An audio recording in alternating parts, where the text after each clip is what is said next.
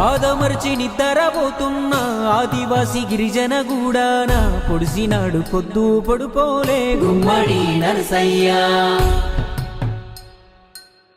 మట్టి మనుషులందరికీ తాను సుట్టమోలే పుట్టి పెరిగాడు పేద తల్లి పేగు బంధమే గుమ్మడి నరసయ్య.